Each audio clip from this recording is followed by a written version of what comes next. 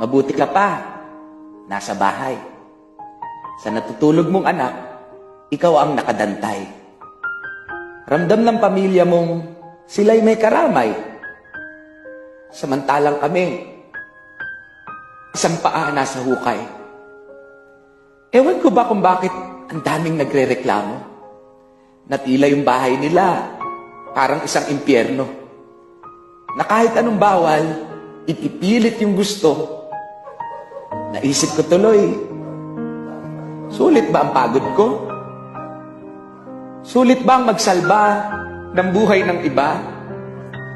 Sulit bang harapin ang kalaban na hindi namin nakikita? Kalaban na maaaring nasa loob ko na at pinipigilan kong hindi sa iyo maipasa. Bago ka magreklamong sawa ka na sa sardinas, na dahil walang nightlife, parang ikaw na yung pinakamalas. Gusto kong malaman mo yung hirap na dinaranas ng mga nakikibaka para ika'y mailigtas. Alam mo ba yung pakiramdam ng pinandidirihan?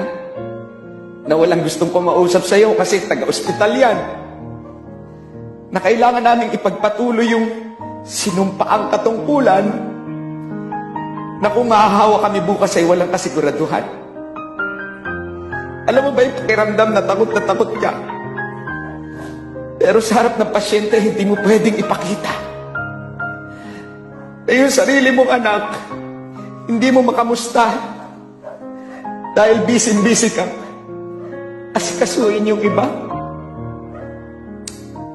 Kung naririnig nyo lang yung kabog ng dibdib ko sa bawat balitang may doktor na yumao na tumataas yung bilang ng mga positibo at madadagdagan pa yan dahil sa kakalabas nyo.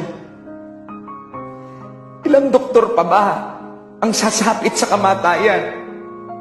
Anong paliwanag ba para maintindihan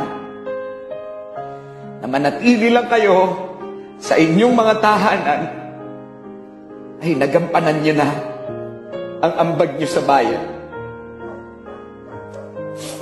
Gusto ko pang masilayan ang bukang liwayway.